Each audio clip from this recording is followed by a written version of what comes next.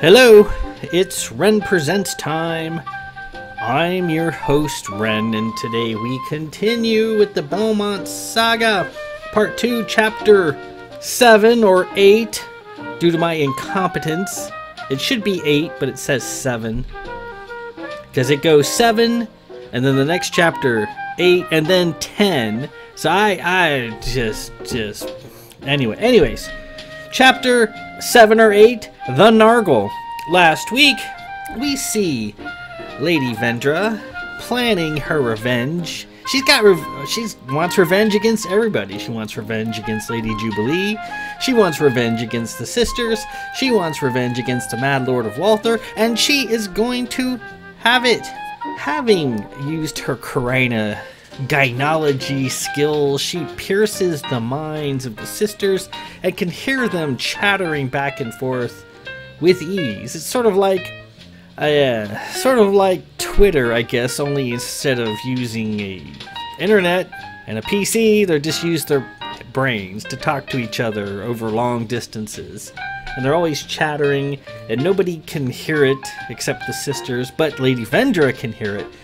She hears them talking back and forth, yada yada yada, yada yada yada. Oh, the Mad Lord. He's actually working for them. Even though they claim to dislike him and abjure him, they love him behind the scenes. And they command him via his archenemy, who's not really an enemy. He's just to the public. He makes it seem like he is Lord Cedric of Cold, the pirate of Remnath. So she's like, well, if I can get at Cedric of Cold, I can get at the Mad Lord. So she goes to where he makes birth, basically challenges his manhood she says, I can service not only you, but your entire wretched crew. And of course, she's got deep inside her womb the barb. And so she's like, yeah, go ahead and have sex with her and see what's going to happen. So he does, and he becomes her slave, and then she goes to all his men and has sex with them, and they become her slaves. And then under her guidance, she gains access to the planar bridge, a mystical artifact that allows her to walk the astral plane. And she actually turns Cold into a real criminal, becomes a real villain, doing really villainous things.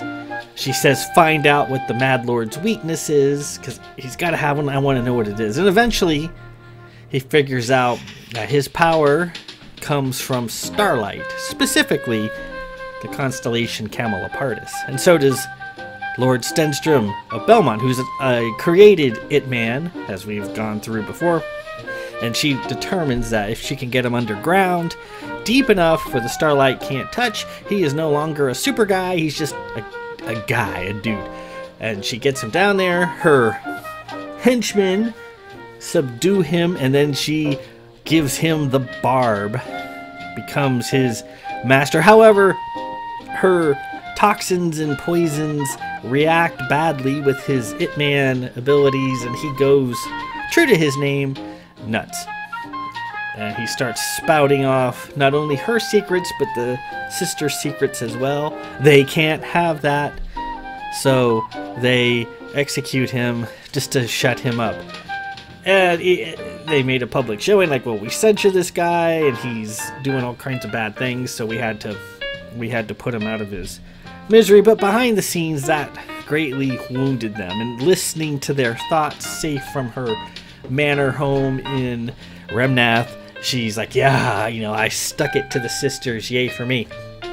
Now, she's going to change tactics here in this chapter as she finds out, well, she already knew there was a second It Man, and she didn't know who it is yet.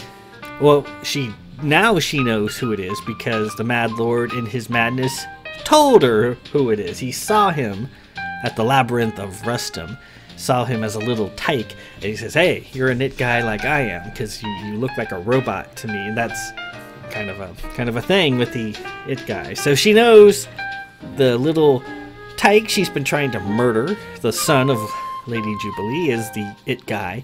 And she also finds out that the sisters are guiding the It Guy's, Lord Stenstrom's life, subtly, with some sort of creature called the Nargal.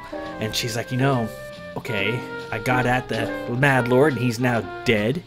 I got at Lord Cold, and he's dead too. Now here's this Nargal who's guiding this little It Guy. If I can get at the Nargal now, oh, that would be smashing. So this chapter here is going to chronicle Lady Vendra's attempts to get at the Nargal, taint the Nargal, take over the Nargal, and do untold chaos. So let's proceed immediately. Chapter 7 or 8, whatever you want to call it, I don't give a fuck. The Nargal.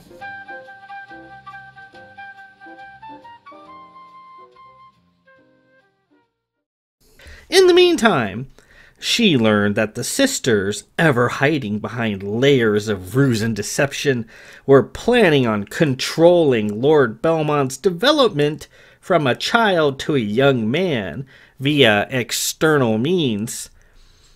They had created some sort of creature they infrequently referred to as a Nargal. They called it his tutor and his protector. As he aged, another word entered their vocabulary: lover.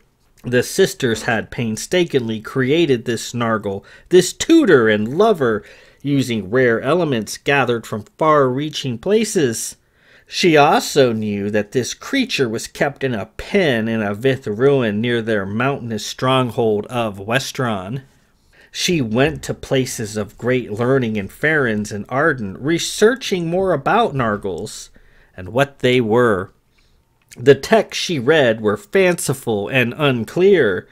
A Nargal was some sort of elemental creature given partial life, a monster out of a fairy tale, and that their summoning was illegal in League space.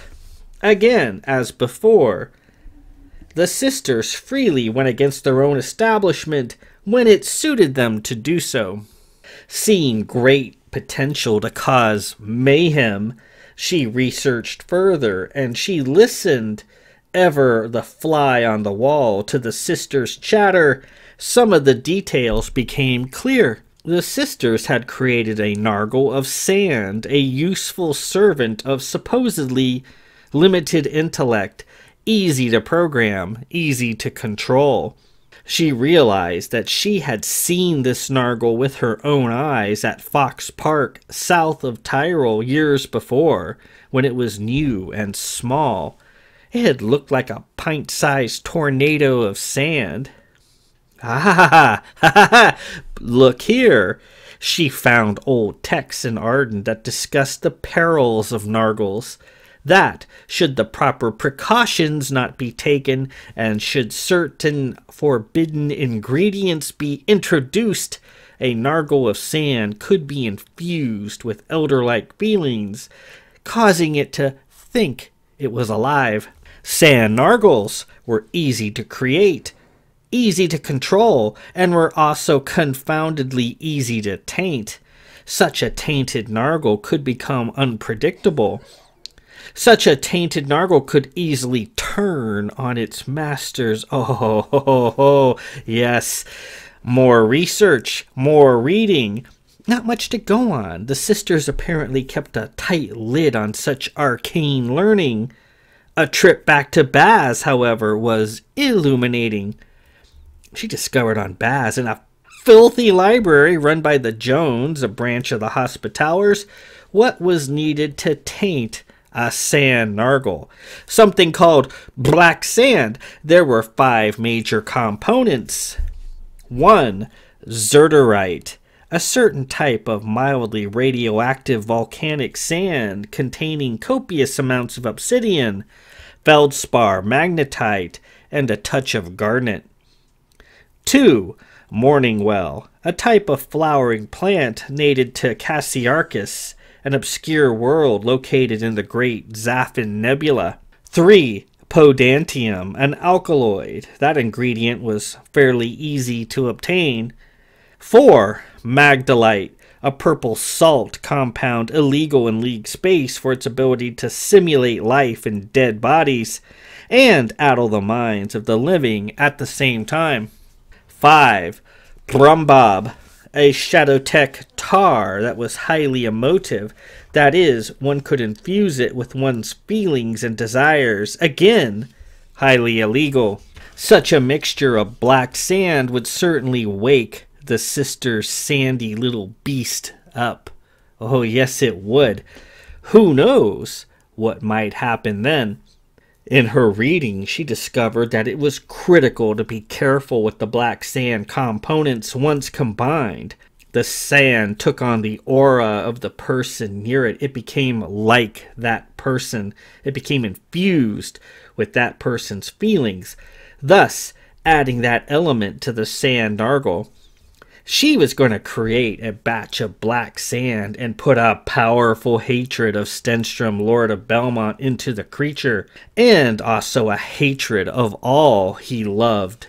Additionally, and best of all, she was going to add blind obedience towards her into the sand, making the Nargal her slave instead of the sister's slave.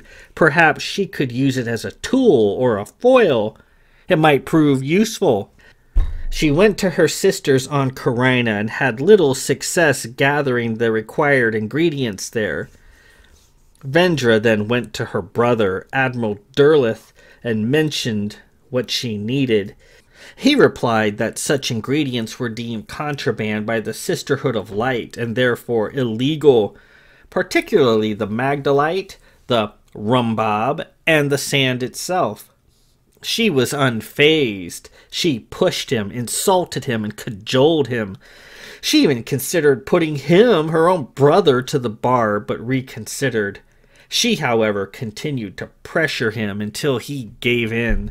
"All right, enough," Derleth said, exasperated, putting his career and his freedom on the line. Derleth procured a quantity of the 5 components through illegal back-channel means. They arrived shortly thereafter in 5 separate parcels delivered to anonymous lockers in the cities of D, the Rumbob, Conwell, the Magdalite, Armenelos, the Morningwell, and the Podantium, and Mystery, the Zerterite. It was important to keep the ingredients in the parcels separated, and it was important to deliver them discreetly to different cities, as the importation of many of these ingredients was an offense punishable by imprisonment or, put together, execution. Also, great care had to be taken in the transportation of these ingredients as, once combined, the assimilation process would begin and there would be no turning back. The process would have to be started all over again should that happen, and that would be unacceptable given the difficulty of requiring the component in the first place. She required a mule to gather the items and deliver them to her personally in D, for she had a hideout there that she once used during her heady slave collection days. There, she would accept the parcels and kill the mule. She had a thought as she exited the Admiral's office. She saw his worthless secretary, that silly little man with the blonde hair, sitting at his desk, researching, of all things, the Fiend of Calvert. She wondered how many shades of white he would turn if he knew she, standing by his desk and listening to him blather on and on about murders, was the murderer herself. She was eager to find out. She would be waiting for him in her dingy murder room in D, and when he came into the room, she would reveal herself as the murderer, the fiend he was so afraid of, and watch him swoon in fear. She might offer him a sporting chance, provide him a weapon, or perhaps a head start to run, though she was nothing of the fighter she once was. This puny little man would be no match for her. She so looked forward to killing him. The gathering of the items was going well. The little man, in his outrageous hat, hideous optical glasses, and buckle shoes, was following the precise instructions left to him rather well. She followed from afar, using the astral plane to shadow his movements. He started the last day of his life in the grand port of Armenelos, pushing his way through the crowds, gathering the 2 items hidden there in 2 separate lockers, and enjoyed a small breakfast after he'd collected them. He then moved on via fleet coach to Mystery, where he secured the parcel of black sand itself from the station. She watched, making sure he correctly handled the parcels. Should he become careless, should he even come close to mixing them together, then she would strike and kill him. So far, his careful attention to detail had prolonged his life. He then took the fleet coach northeast to Conwell, the trip taking an hour or 2. The collection of the components was going well, and she felt a little playful. She gave him tantalizing little glimpses of her using her planar bridge to keep ahead of the coach. She allowed herself to appear tall in gray, covered in her billowy cloak, her hands kept at midriff in a threatening manner. She laughed. She saw his bug-eyed, open-mouthed little face in the window as the coach passed by, the large brim of his hat pushed up against the glass, clearly startled by what he was seeing. What must be going through his mind? Arriving at Conwell, she saw him come out of the coach slowly, looking around to see if anybody was out there.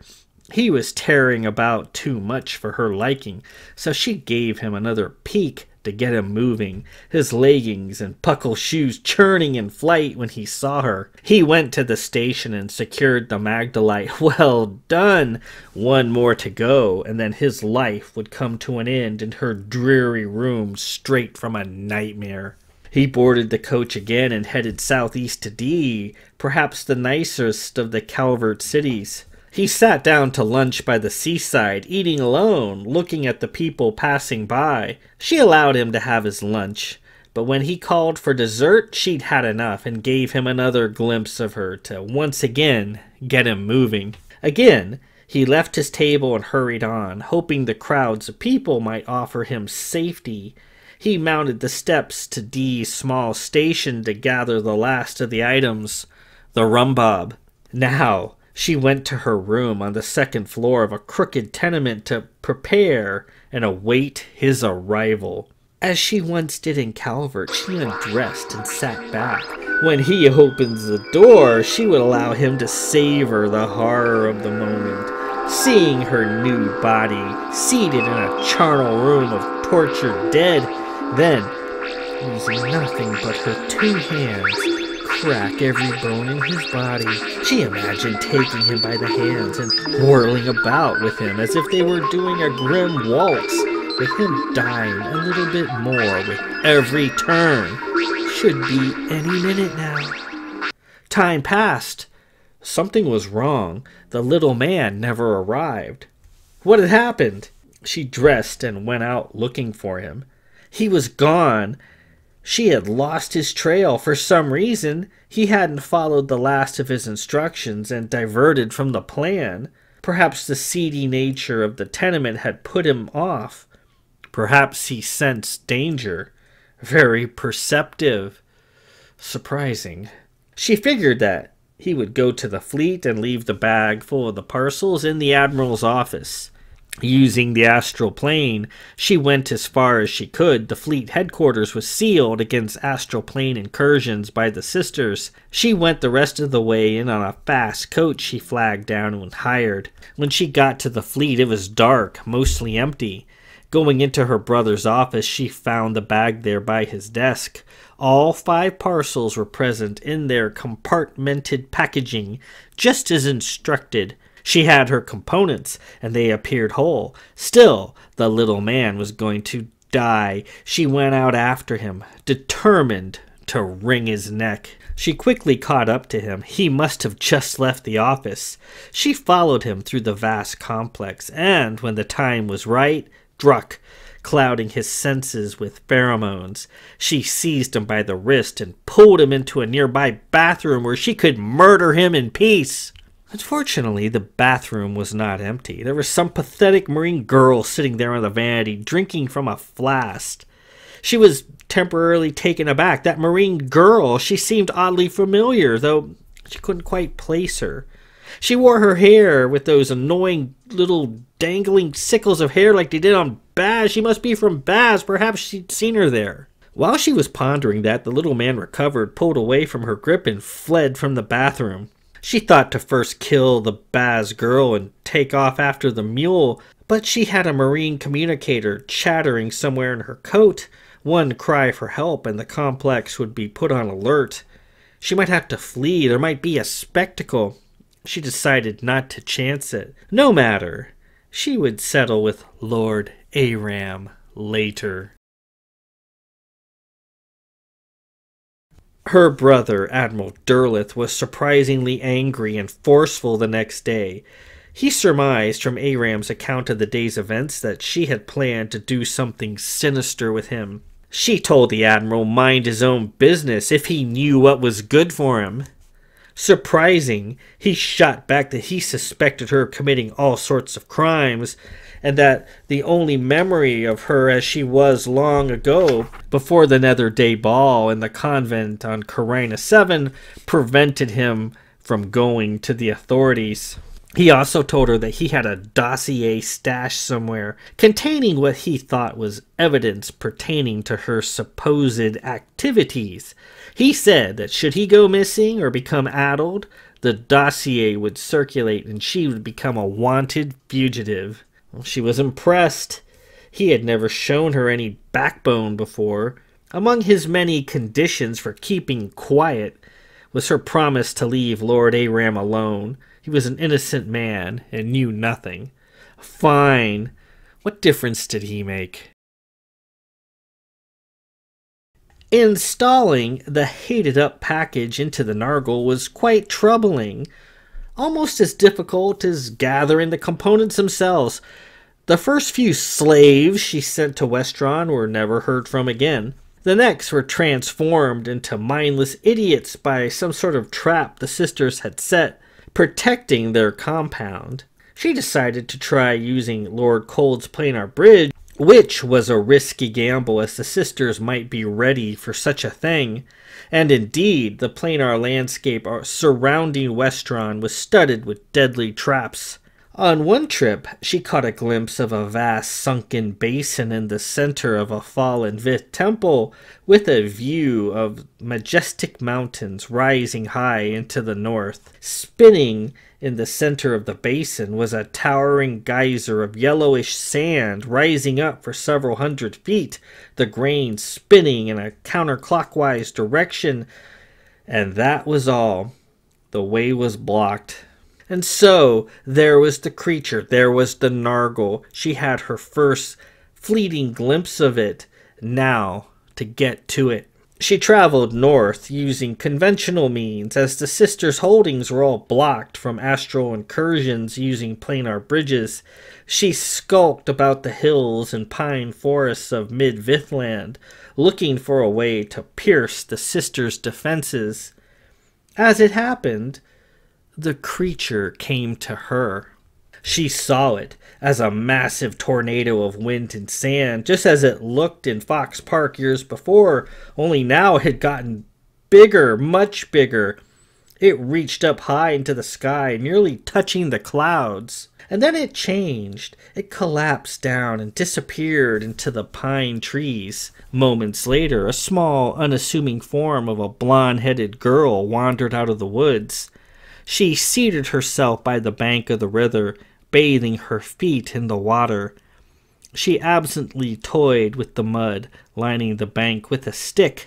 Vendra approached, startling her. "Oh, you frightened me," the Nargal said. Vendra smiled. "I'm sorry, and no need to be frightened of me. I am a mere lady enjoying the afternoon. I've never seen anybody out here in the woods except my mother's." Vendra looked around, taking in the wooded scenery. Then the people in this area don't realize what they're missing, do they? So lovely. What is your name? Lily? Ah, very pretty name. The Nargal had been scratching something into the mud with a stick. What are you doing? Vendra asked. The Nargal flushed up a bit. Nothing. Vendra leaned over. The Nargal had been writing the word Bell in the mud with her stick.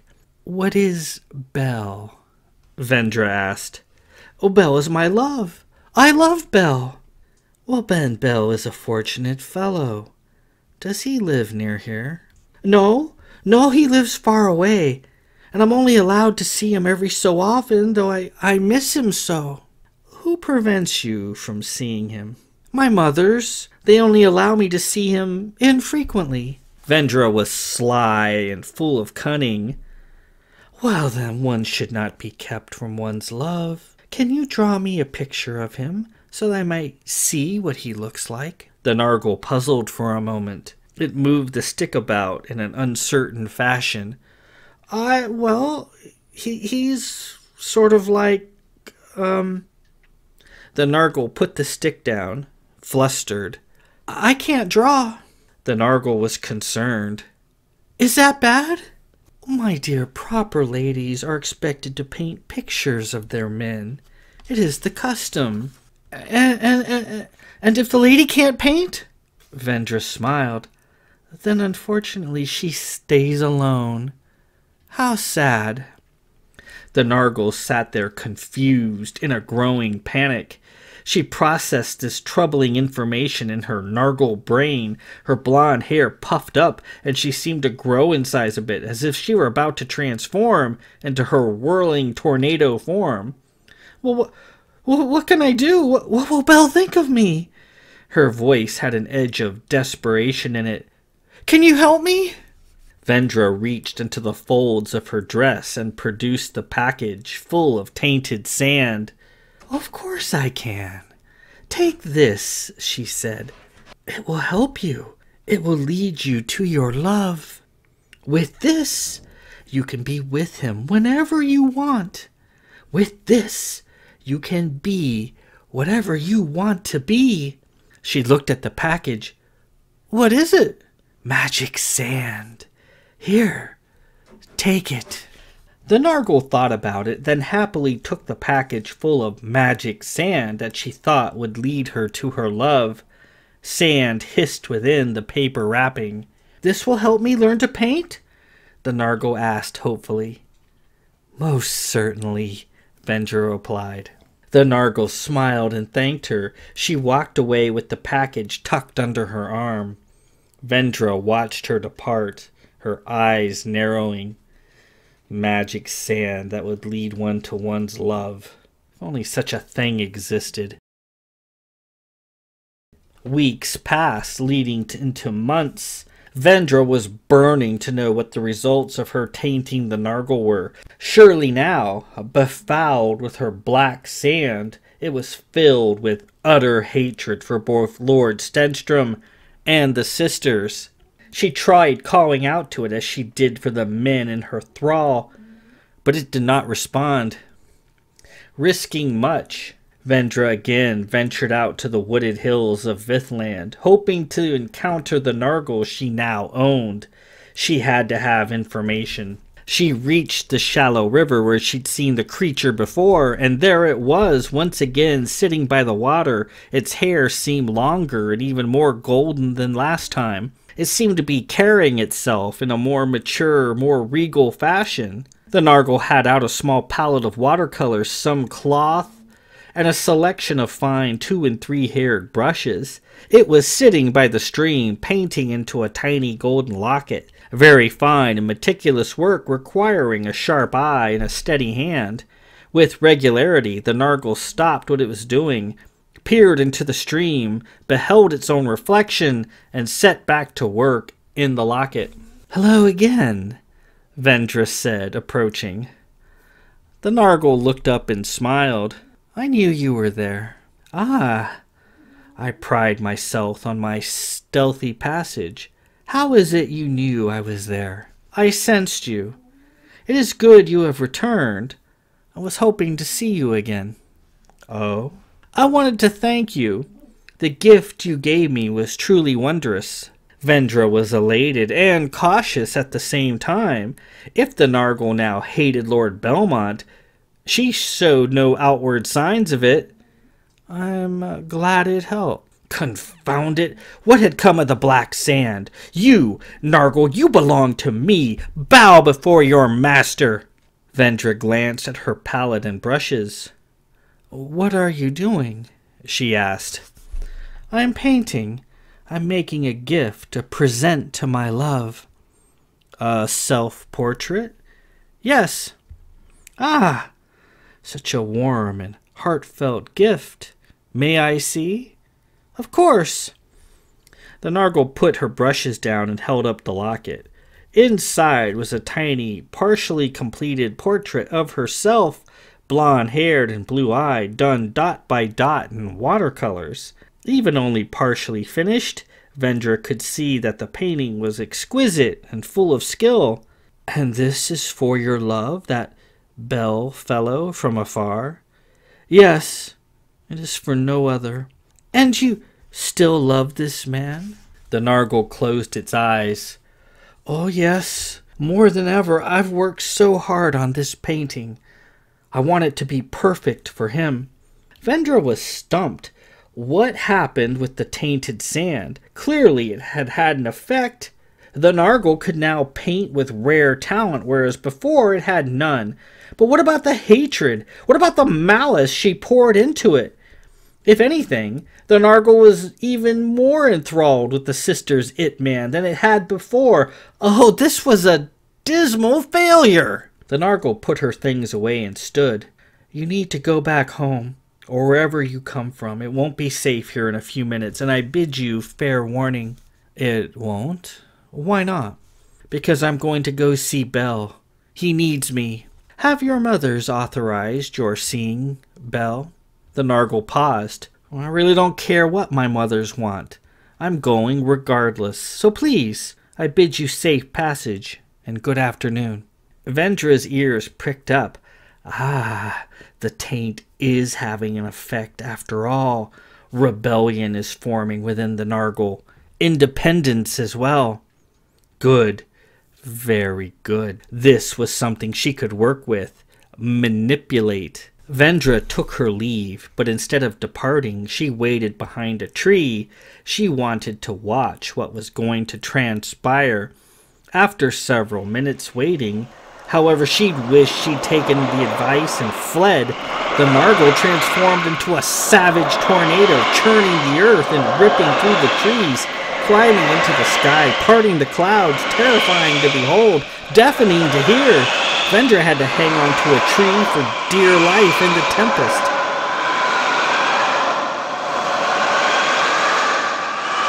The sisters' thoughts in the next few weeks were telling. The creature is exhibiting unusual traits. The creature was not in its enclosure yesterday. It escaped. Was it found? Was it found? Yes, in Esther. We detect a taint in it. It has been poisoned. How? No matter. No matter. Its task is nigh complete. When it is of no more use, kill it. Be done with it. Oh, but wasn't this priceless? And with that, we conclude part 7 or 8, the Nargal. So we see Lady Vendra becomes enthralled with, well, not enthralled, but she becomes interested in the Nargal. She knows that the second It-Man is Lord Belmont, the son of her hated arch-rival. And she knows that the sisters are trying to guide this little guy, trying to condition him, teach him, protect him, provide him with guidance, provide him with insight, provide him with love, all the things he would need, all the things that would push him in the direction they want to go. And their prime tool is Lily, a creature of sand, a conjured creature, a Nargal. There are all kinds of Nargals. They're made of metal, gold, silver, bronze, platinum, palladium, you name it. They can come in all the more complicated they get, the more difficult they become to create. They can be plant and vegetable. They can be made out of clay. They can be made out of offal and bones, like Frankenstein's monster. And they can be made of sand. The sand is the easiest one to create. Just need a few elements, some sand, and the proper knowledge, and you can waft one right up. And it can be programmed with a rudimentary intelligence. You can give it a task to do, and it will do it.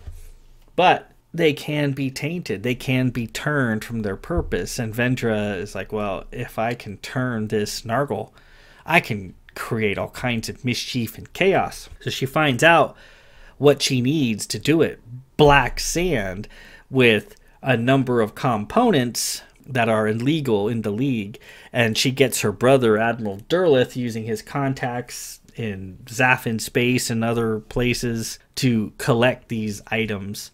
If you recall, during Amram's quest, his errands that he was running a few chapters back, the guardsman in D told him, you know, you've got some radiation on you. Something on you is radioactive. And he's like, what? And we see some of these components are radioactive. And she puts them together. She inserts her feelings, her hatred of Lord Belmont, of Lady Jubilee, her hatred of the sisters. And she put into it the compunction, or basically she wanted to turn Lily into slaves. Like, not only are you going to hate Lord Belmont, you're going to hate the sisters, you're going to do everything I goddamn say. So this was perfect. And then she had to work out a way to taint her with the sand, as she couldn't just plane in on the sisters. The sisters are too wise for that. All their holdings and fastnesses are guarded against planar activity. While scouting the area out, she comes across the Nargal. It is just sitting by a stream, a golden-haired little girl. She was writing the name of Belmont, Lord Belmont, into the sand. The sisters had put into her a potent love. That was part of her programming, is you're going to love this guy. Being very cunning and crafty, Vendra questions it and finds out that, you know, she's there to guide and protect this guy, and her mothers, the sisters, only let her see him every so often when it suits them. Vendra says, well, paint a picture of him for me, you know, in the sand, just a rudimentary picture, and she can't do it. It's like, I don't know how to draw or paint. Lily tells her, well, that's very important. If you can't paint, you'll be alone forever. And being young and naive and only knowing certain things, Lily, the Nargal, is terrified. Like, oh my God, you know, what should I do? Can you help me? She says, yeah, I happen to have this partial magic sand. You take it when you're in your tornado form and just let the sand kind of tornado into you. It'll do wonders for you. It'll lead you to your love. Obviously, her intention was not to do that. It was to make her hate Belmont and turn her into a slave. But the sand didn't work. And curious, she ventures back out there months later and then encounters Lily again. Lily's much larger than she was before. And now Lily, as we know, Lillian of Gamboa was a very skilled sculptress, painter, artist, had rare skill, and she painted a little portrait of herself in a locket that Stenstrom carries around with him. Very beautiful portrait, lots of skill, and we see her actually working on it, and she has to do it like dot by dot with a little 1- and 2-haired brush, using considerable skills that she didn't have before. Vendra is like, well, something happened with this sand. She now has abilities that she didn't have before. Lily is also exhibiting a lot of rebelliousness. She's no longer interested, or what the sisters tell her. She's not willing to follow their orders as much. And Vendra is like, well, that must be from the sand. It's created rebelliousness in her. I can use that. I can work on that. And then she turns into a gigantic tornado and leaves the area, and Vendra nearly killed. So she's not quite sure what happened with the sand. It didn't work. Her goal was to make Lily hate Lord Stenstrom, and it had almost the opposite effect. There's a specific reason why that is the case. And after I peace out, if you want to know, if you have some thoughts, feel free to share them. After I peace out, I'll tell you exactly why it didn't work. Next week, we're almost done. We go to chapter 8 or 9, an invitation to dinner, and then chapter 10, writing an overdue letter. And these are a total of like 4 pages. So, and then we will be done with this deep dive into the Lady in Gray, the story from her point of view. And we will move on to part 3, the Pilgrims of Marion. So next week, invitation to dinner, and the final chapter in part 2, writing an overdue letter. Until then, this is Ren Presents. I'm your host, Ren. Peace out. Okay, spoiler time.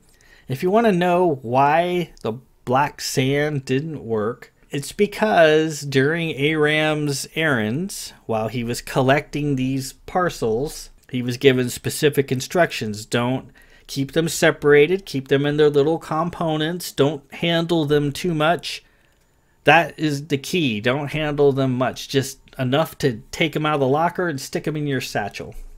Well, due to lockdowns in D, he wasn't allowed to take his satchel into the port. If you recall, the guardsman wouldn't let him do it. So he had to check his bag across the street and then go in and get the parcel and then come back out, get his bag, and then put it in. So he goes in, he gets the rumbob, which is the component in D that he was to get. And on his way back to getting his bag, he encounters a sister who's standing there in front of a little puddle on the street. He covers it with his coat and allows her to pass. And all of his emotions, his ambitions with the sisters of being untouchable, of wanting to please the sisters, that's just in the league, everyone wants to make the sisters happy. Everyone wants the sisters to like them, and Aram is no different. And he becomes overwhelmed with his emotions. He weeps a bit. His ambition, his love, all the things that make him who he is just kind of bubbled up in that moment.